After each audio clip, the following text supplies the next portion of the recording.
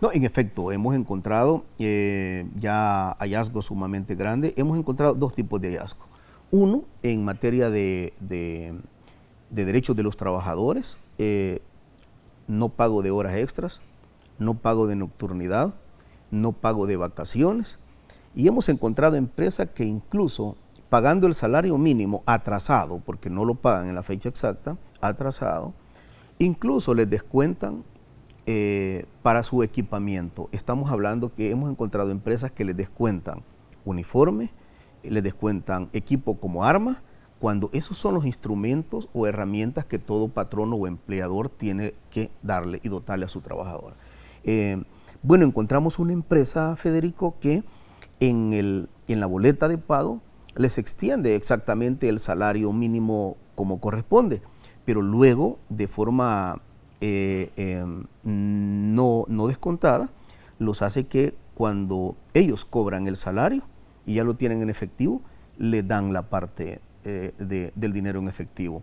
Claro, o sea, ellos tienen que devolver de su salario para el tema de pago de uniformes, pago de armas y otro tipo de cosas que en realidad son descuentos totalmente ilegales. Como ellos saben y sus abogados les han asesorado que el descuento es ilegal, entonces no lo aplican por la vía de planilla, sino que le entregan vía planilla el salario que le corresponde y después, sin ningún tipo de documento, hacen que devuelva ese dinero.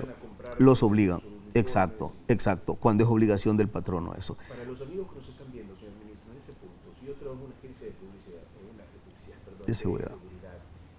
¿Quién me debe dar el arma? Sí, todo la ley es clara. Todo empleador está obligado a entregar sus equipos y herramientas de trabajo al trabajador o trabajadora, y el trabajador o trabajadora no tiene ninguna obligación de comprar ninguna parte del equipo. No estamos hablando solo de las empresas de seguridad, es a nivel general. Es obligación del patrono entregar, dotar, equipar de herramientas todos sus trabajadores. El empleado no tiene ni por qué comprar ni la bota. Absolutamente nada. Todo más sus prestaciones sociales que les corresponde por mandato de ley. Y por ejemplo, señor ministro, es importante, repito, gente que porta armas, porque es la naturaleza de su trabajo, los traslados de punto a punto, no del trabajo a su casa, sino si lo llevan del punto A al punto B dentro de su horario de trabajo, ¿a quién le corresponde? Sí, nosotros encontramos en estas inspecciones que llegamos a inspeccionar una empresa en San Salvador y nos dijo, acá está, nos entregaron el listado de asistencia y nos dijeron, acá está, esta persona trabajó 8 horas como corresponde. Ok, pero como estábamos haciendo inspecciones simultáneas, estábamos en La Libertad, en todos los 14 departamentos, encontramos que esa persona en la tarde estaba laborando para la misma empresa en La Libertad. O sea, 8 horas en un lado, 8 horas en un lado, 8 horas en otro lado y de ahí 8 horas en Santa Ana. no, por Dios. Exactamente eso, Federico. O sea, por tal de evadir y decir, mire, nosotros ya hicimos que cumplieran sus 8 horas, encontramos a la misma persona, 8 horas en la mañana, 8 horas tarde-noche que se fue a La Libertad y 8 horas el siguiente día a Santa Ana. Esa es la realidad, es una situación dramática literalmente. Fede, hay dos personas que nos marcaron a nosotros. Uno es que hace aproximadamente 5 o 6 meses, le asesinaron a un trabajador de una empresa de seguridad a su hijo y nos narró su historia llorando. No le dieron permiso ni siquiera de irse a despedir de su hijo. O sea, porque tenía que trabajar 24 y 72 horas y le dijeron de que lo sentían, pero la velación concordó con el día de trabajo que le correspondía y eran 72 horas corridas. Así que no le dieron permiso de ir a la velación, no le dieron permiso de ir al entierro. A esa persona le negaron el permiso de irse a despedir de su hijo por última vez. Dos cosas me llaman mucho la atención de eso. La primera, 72 horas corridas de turno. Sí, hay empresas de seguridad que obligan a sus trabajadores a trabajar 72 horas por turno, corrido. Gente que pasa de pie muchas horas. Algunos pasarán sentados viendo monitores, pero muchos otros, ustedes han ido televidente, no me dejarán mentir, los ve porque son la seguridad de los bancos o la seguridad de las empresas donde entra o la seguridad privada de las colonias, etcétera. ¿Están de pie o están recorriendo 72 horas, eso no es ni saludable, Sí. ni física ni mentalmente. Sí. Y repito al dato, es persona que está armada. Sí. O sea, ya después de 72 horas, Sí. yo no sé ellos, mi nivel de tolerancia después de 72 horas me vuelve Sí. más peligroso que mi perro. No está. No es humano. Es complicado. Por eso dije de que en la pirámide de violaciones de los derechos laborales, las empresas de seguridad hoy por hoy tienen el ranking número 1. Encontramos a un par de empresas que nos quedamos sumamente sorprendidos porque hay cerca de 3, 4 empresas en este país que totalmente respetuosas de los derechos laborales en ese mismo sector. 3, de 4. 4 ¿De un empresas. universo de cuánto? De cerca de 352 empresas totalmente legalizadas. 3 o 4. De ahí, como dicen buen salvadoreño, paremos de contar y empieza la vulneración de los derechos de los trabajadores. Y hay una cosa aún más, que de repente a un agente de seguridad lo contratan en una tienda, lo ubican en una tienda, esa tienda ni siquiera le permite poder llevar a cabo su tiempo de comida, no le permiten estar en la parte de adentro, tiene que estar en la parte de afuera con su arma, y además de eso ni siquiera le permiten acceso a sus necesidades fisiológicas. Es una cosa totalmente dramática lo que vive este sector. ¿Cuántas sanciones y cuál es la más grande que ha puesto hasta el momento con estos gobiernos? 104.728 a la primera empresa que tiene que devolver todas estas irregularidades que ha hecho sobre los trabajadores. Estamos hablando que no ha pagado horas extras, nocturnidad, vacaciones, 104.728, y son dos cosas. Una, esa de entrada, es una evasión legal a los trabajadores y lo devuelve de inmediato. Y la otra es que si sigue vulnerando eso, se le ha dado un periodo de 15 días máximo para que vuelva todo a su estado normal como corresponde en base a ley, y en caso de no hacerlo, la multa va a ser de 255.631.46. Así que... ¿Cuál ha sido la respuesta de la empresa? ¿Ha apelado a esto? ¿Hay, no sé, una resistencia?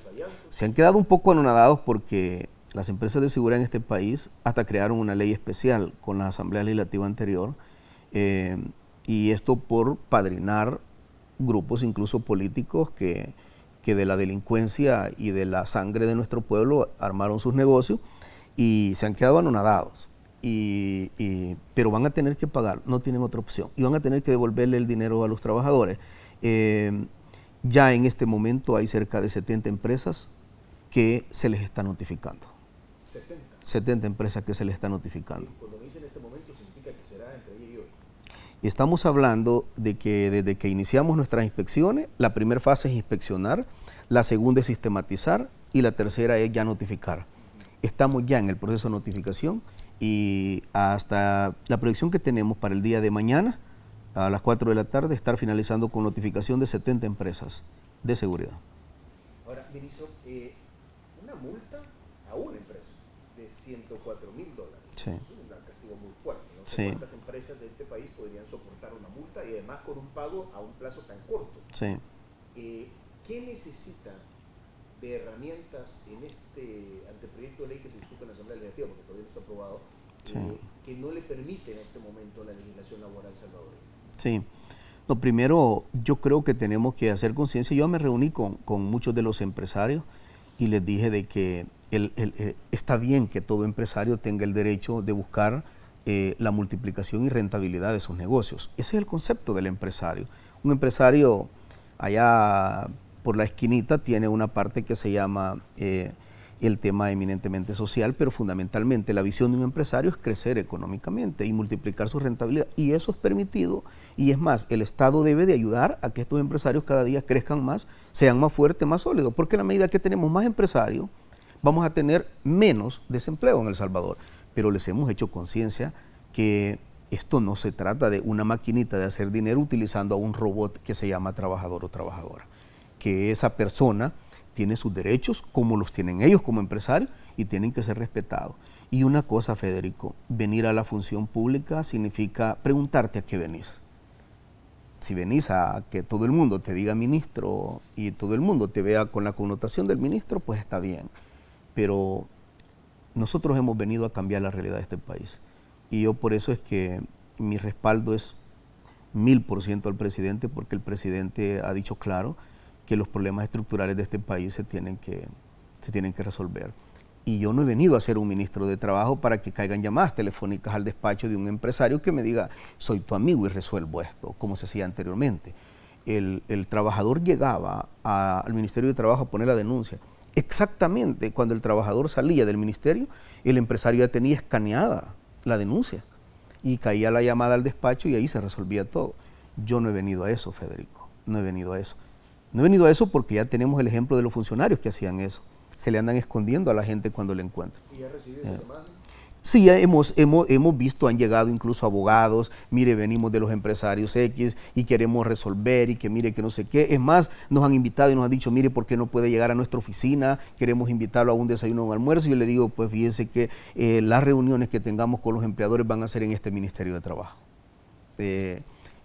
Sí, lo que pasa es de que hay algunos que incluso lo consideran su amigo. Bueno, la verdad es que pues anteriormente nunca los conocí y hoy que soy ministro quieren ser mis amigos. Y yo no he venido a esto, he venido a desarrollar mi trabajo en el marco de la justicia. Fede, cuando tú caminas por la línea recta, nunca vas a tener problemas. Así que he venido a eso, Federico, y indistintamente lo que pase, porque un sector como este es un sector fuerte, a mí me han preguntado, y no te da miedo incluso enfrentar, porque acá hay gente que en alguna medida ha participado y participa en cosas ¿Ha recibido amenazas? bastante. Sí, he tenido amenazas que, por ejemplo, andan detrás de mí. Así este es el concepto que han planteado. Estamos escaneando al ministro para ver cuáles son los errores que comete y ver qué es lo que hacemos. Está bien que lo haga, no tengo ningún problema, no tengo ningún problema. Eso le han dicho. Eso me han dicho y además de eso tenemos información ya bastante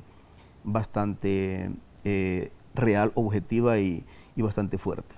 ¿Información que le dio quién? La tenemos nosotros en el ministerio, nuestros mismos equipos de seguridad que tenemos nos han informado, pero no hay ningún problema. Yo creo que al contrario, el funcionario público debe de estar expuesto a que lo investiguen, a que hagan lo que crean conveniente, ahora siempre y cuando no se les pase la mano, porque tampoco eso no va a estar fácil. Contundentemente, la reforma de pensiones viene bueno, primero hay que poner en contexto. Hoy por hoy tenemos un sistema previsional en El Salvador, Federico, que nosotros lo hemos calificado como un insulto a la dignidad humana. O sea, eso es una calificación que tenemos sumamente clara. Hay cientos y puedo decir miles de trabajadores que no abandonan su trabajo porque al irse se irían a la mendicidad. Hay una persona en este momento que gana $800 y le queda el 30%, que es la tasa de reemplazo, $240. Cuando tú tienes un presupuesto ya equilibrado con un ingreso de $800 mensuales y tú te vas a 240 a $300, obviamente es un desequilibrio total. Ese señor, esa señora prefiere seguir trabajando para sobrevivir. O sea, el actual sistema previsional en El Salvador es un concepto de mendicidad. Nosotros, el presidente, la instrucción fue clara. Si nosotros vamos a hacer una reforma de pensiones, tiene que ser una reforma justa y digna. Si no, no nos metamos en eso. Ese fue el planteamiento del presidente de la República. Y la reforma está bastante analizada, bastante pensada, bastante estudiada, con todos los indicadores macro y microeconómicos, con estudios actuariales, y la reforma de pensiones va a salir pronto, Federico. Ahora, ¿qué día, qué hora, en qué momento? Eso solo lo sabe el presidente de la República, pero estamos afinando los últimos datos y sí podemos comprometer nuestra palabra en algo ante el pueblo salvadoreño, que la reforma al sistema previsional que va a hacer el gobierno del presidente Bukele va a ser una reforma justa, digna y sostenida en el tiempo. Le vamos a cambiar totalmente ese rostro inhumano que tiene, ese insulto de dignidad humana, y va a ser, incluso me atrevo a decir que va a ser mejor que muchas de las expectativas que varios profesionales que han pasado en esta silla acá, en este set, lo han dicho. Se presentaron varias reformas. ¿Cuál es la que va? Yo no puedo adelantar lo pormenorizado que lleva la reforma, pero sí te puedo adelantar lo siguiente, Federico. Va a ser una reforma que va a lograr satisfacer las necesidades de nuestros trabajadores. será por actores públicos o privados? Todos esos temas son los que precisamente se están analizando y se van a presentar en la Asamblea Legislativa en el momento que el presidente Bukele lo defina. Pero podría garantizar 100% con un compromiso bien firme que la reforma que hará el presidente Bukele será una reforma que logrará satisfacer las necesidades de los trabajadores y se va a dignificar ese concepto. ¿Tiene algún rol en la construcción de esta reforma del Ministerio de Trabajo? Sí, el Ministerio de Trabajo, por eso se llama Ministerio de Trabajo y Previsión Social, y ha jugado un papel muy importante y hay comunicación fluida sobre la reforma con el presidente de la República. Bueno, nosotros creemos que hemos avanzado, Federico. Sin embargo, consideramos de que hace falta mucho por hacer y que en 3 años no es fácil. Cuando yo entré como ministro, platiqué con algunos amigos de los medios en una reunión de desayuno que había y me decía: ministro, le tenemos una buena noticia, ¿sí? Usted y su ministerio nunca va a salir evaluado. Y entonces, bueno, ¿y eso por qué? Porque el top 10 o el top 20, el Ministerio de Trabajo históricamente nunca ha salido en encuesta. Nunca ha salido en encuesta. ¿Cómo es eso? No, es que simple y sencillamente el Ministerio de Trabajo no ha existido en el mundo de las encuestas. Y entonces, bueno, entonces les dije: yo estoy bien, porque si aparezco allá el número 20 o el número 25, pues entonces estoy bien porque por lo menos aparecemos. Bien recuerdo que en los primeros 100 días salimos nosotros evaluados como el número 14, 16, a tal grado que hablo con ellos y les digo: ya ven, logramos algo porque nunca habíamos aparecido y ahora aparecemos. Aparecer con una nota de 7.29, pues cualquier institución necesita o desearía estar más arriba, pero con solo nosotros aparecer en el mundo de las encuestas ya es bastante ubicar al Ministerio de Trabajo en el mundo de las encuestas y las estadísticas.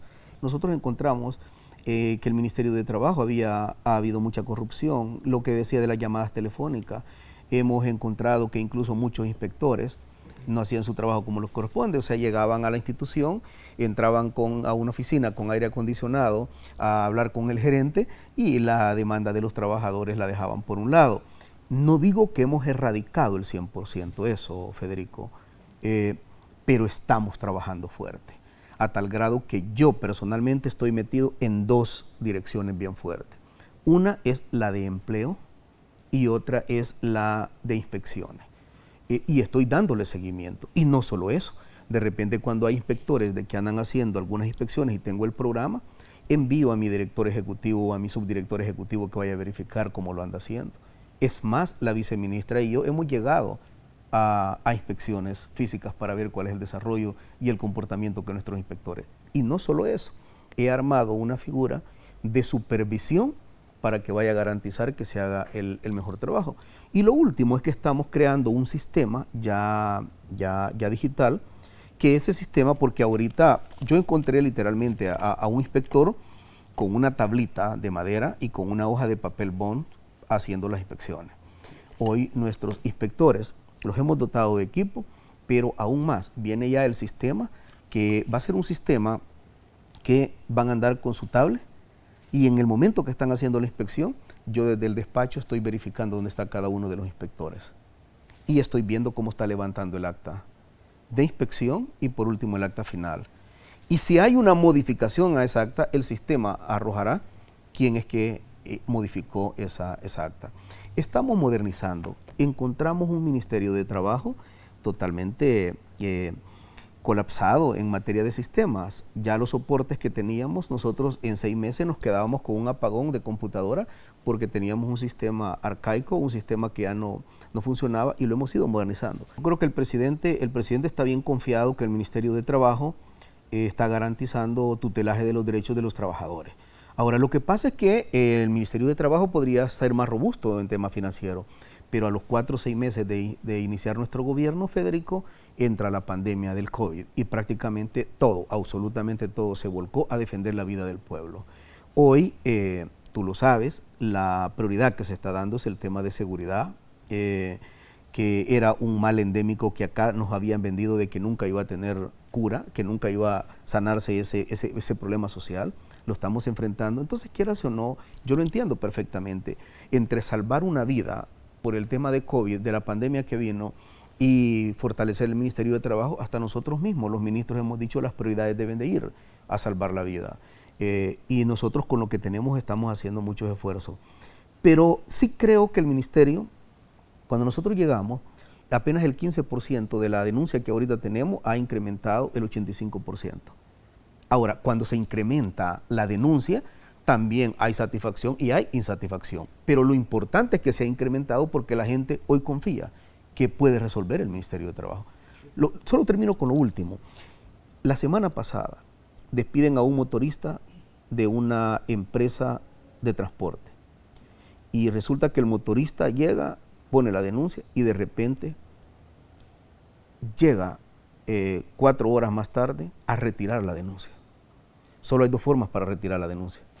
Una, que tu empleador afuera te dijo, Fede, retírala ahí y aquí vamos a arreglar nosotros y vamos a resolver. Y la otra es producto de una amenaza. Entonces a nosotros nos llamó mucho la atención y cuando nos metemos de lleno a investigar, sale que a la persona la habían amenazado. Y no la habían amenazado empresarios, la habían amenazado grupos criminales que le habían dado hora para retirar. Lo que hicimos una coordinación con la policía. Y yo personalmente hablé con los empresarios y les dije que si le pasaba algo a él o a su familia, ellos iban a responder. Fuimos a resolver ese tema. Así, Fede, hay muchos. Hay otros que a lo mejor no se resuelvan y ese es el nivel de insatisfacción que puede haber. Hay una pregunta que le tengo que hacer. ¿Quién le contestaría a quienes dicen que pueden sentirse acosados por el Ministerio de Trabajo? Que el rol del Ministerio de Trabajo se percibe más como un órgano sancionador, punitivo, y menos como un ente regulador, coordinador, propositivo. Los que están fuera del mandato de ley, los que violentan los derechos de los trabajadores, porque quienes respetan los derechos de los trabajadores, Federico, hoy en noviembre vamos a hacer la entrega del Premio al Trabajo Decente, que ya es segundo año. O sea, los buenos empresarios que respetan los derechos de los trabajadores, nosotros los estimulamos haciendo un reconocimiento y este reconocimiento al Premio al Trabajo Decente en El Salvador lo enviamos a Ginebra, Suiza, a OIT, y OIT lo envía a todos sus países que forman parte. Estamos hablando de 180 países que forman parte de OIT. Entonces el reconocimiento no solamente lo hacemos nacional, sino que hacemos un reconocimiento internacional. Ya estamos trabajando, ya anunció el Ministerio de Trabajo que viene hoy para noviembre la segunda premiación del trabajo decente. O sea, nosotros buscamos, es más, Fede, te voy a poner el ejemplo de las personas con discapacidad. Yo lo he tomado muy fuerte este proyecto de inserción laboral a las personas con discapacidad. Hay empresas que ponen 1000 pretextos para no contratar a una persona con discapacidad. Y sabes que no es opción, Federico. Es una obligación por mandato de ley que tienen que hacerlo. ¿Qué es lo que hago? Entre imponer una multa y que me contraten a las personas con discapacidad, pues yo prefiero que contraten a las personas con discapacidad. Entonces, no es un ministerio que llega directamente ahí con que el corvo desenvainado, como dicen. No, no es así. Resuelva. Ahora, lo que pasa es que cuando hay un empresario que dice, es que el currículum que necesita, ingeniero en sistema y no sé qué otras cosas más, y no tengo espacio para lo otro, pues entonces yo le digo, tiene un plazo de 24 horas para cumplir, contrate a quien quiera usted, pero va a tener que resolver el tema de la evasión legal que tiene en este momento. Así que hay empresas que probablemente se sienten así, pero son aquellas que violentan los derechos de los trabajadores. El resto de empresas, yo te puedo garantizar, Federico, que el 90-95% de las empresas de este país cumplen con todos los derechos laborales. Por el Teletón tuve la oportunidad de conversar con muchas personas con discapacidad que tenían justamente como un anhelo incumplido, claro, que no encontraron forma de hacerlo, la colocación laboral. Y una de las que más me llamó la atención fue una de las entrevistas que hice a una persona con discapacidad de movilidad, en silla de ruedas. Me dice, ¿sabes que el problema fundamental son la adecuación de las estructuras? Pueden tener la voluntad, me dice, pero al final no tienen un baño para una persona como yo, no tienen las condiciones para que una persona en silla de ruedas se movilice por las instalaciones, y la adecuación de las instalaciones sale muy caro, por eso es que al final no se contrata. ¿Esto lo ha encontrado usted en sus inspecciones, ministro? Entonces, si eso es así, al final, ¿de qué estamos hablando? Hay personas con discapacidad que son inspectores del Ministerio de Trabajo que andan haciendo inspecciones sobre eso. O sea, porque también nosotros no podemos ser como el viejo refrán, candil de la calle, oscuridad de su casa. No, yo puedo garantizar, Federico, que aquí hay empresas que no solamente cumplen la ley en materia de inserción a las personas con discapacidad. Aquí hay personas que están por arriba de los estándares incluso. Yo llegué a una empresa en Apopa y me dijo, ministro, por mandato de ley me corresponde contratar 15 personas con discapacidad. Pero sabe que acá hay 30 plazas disponibles. 15 en base a la ley y 15 adicional que yo le doy. Personas con discapacidad no significa que no son personas productivas. A veces suelen ser mejores que las personas que se puede considerar con total normalidad. Entonces, me dieron el doble todavía. Y yo le decía, mire, pues yo lo felicito. Y me decía, no, yo no había contratado porque no tenía el banco de datos de personas con discapacidad. Pero si ustedes lo tienen, estamos trabajando fuerte con el ISRI en el tema de la certificación, Federico, y estamos trabajando con CONAIPD a tal grado que de forma interinstitucional estamos garantizando la certificación a todas estas personas. Y tenemos un banco de datos que lo estamos colocando de forma permanente. Yo tengo un departamento full time, tiempo completo, trabajando para insertar a las personas con discapacidad. Lo tenemos que hacer. Estamos hablando que solo de enero a la fecha, estamos hablando cerca de 1.800 personas con discapacidad. ¿Y la estabilidad laboral de estas personas? Firman contrato indefinido y el Ministerio de Trabajo sigue dándoles incluso atención después de la colocación. Y no solo eso, si necesitan un proceso de formación, de capacitación en determinada, fortalecer una de las debilidades que puede existir, también nosotros la estamos brindando. Tenemos un equipo multidisciplinario trabajando en eso. No creo que somos lo mejor, pero por lo menos somos una opción para ayudar. ¿El Ministerio de Trabajo es únicamente para empleados del sector privado? No. ¿Únicamente para empleados del sector privado? No es así. ¿O también pueden participar para violaciones laborales que puedan ocurrir dentro de ministerios, alcaldías o dependencias autónomas? Es el Ministerio de Trabajo de El Salvador. Geográficamente y jurídicamente corresponde tutelar el derecho de todos los trabajadores de este país. Debo de decir que yo soy de esos cantones. ¿Usted es de Puerto Parada? Yo soy de Puerto Parada. ¿Y ahí vive su familia todavía, no? Ahí vive mi mamá incluso. Donde mi mamá vive no sufrió afectación, gracias a Dios. No sufrió afectación. Yo soy de esos cantones, yo vengo de esos cantones. Enorme privilegio para mí decir cuál es mi origen. Resulta que le informé al presidente y le decía, presidente, esto es lo que está pasando. Me mandaron en vivo en el momento que el río estaba haciendo la ruptura de la borda y el desborde que se hizo, donde inundó cientos de manzanas, incluso de tierra de la gente que ya tenía su milpa bonita, etc. Entonces le mandé esa información al presidente, le decía, presidente, esto es lo que está pasando. Entonces el presidente me dijo, no solamente me informé lo que está pasando, veamos cómo le ayudamos a esa gente ahorita, cuáles son las necesidades de la gente. Y entonces le pregunté allá con las directivas que están legalmente constituidas y me dijeron, ministro, hay 6 caseríos, de 22 caseríos hay 6 que están literalmente en el agua. Hemos perdido todo y el mayor problema que tenemos es que en este momento incluso no tenemos que comer. Entonces le digo al presidente, esto es lo que está pasando, y el presidente me dice, bueno, hay que llevarle recursos a esa gente y garanticémosle que tenga su comida, que tenga absolutamente todo. Nos vamos para allá, Federico, y entregamos todo. El problema es que llegamos al lugar y entregamos los alimentos, arroz, frijol, azúcar, aceite, todo lo de la canasta básica que el presidente enviaba, y luego nos encontramos que las personas, sus cocinas, son cocinitas de madera que tienen ahí, que se las había incluso llevado el río, entonces no tenían dónde cocinar. Entonces organizamos con los caseríos que no estaban inundados, que les entregábamos también productos a ellos para que cocinaran y le lleváramos ya cocinado, porque la gente podía tener el arroz, frijol, azúcar, aceite, pero no tenía dónde cocinarlo. Así que hemos armado una logística y gracias a Dios no le ha hecho falta absolutamente nada. Ayer incluso se le fue el agua al caserío Lazo por el mismo tema de la inundación. No tenían agua potable y incluso hablamos acá que nos ayudaran unos amigos y se enviaron unas pipas para llevarles agua potable allá a ese cantón. Estamos ayudando donde la gente nos necesita, Federico.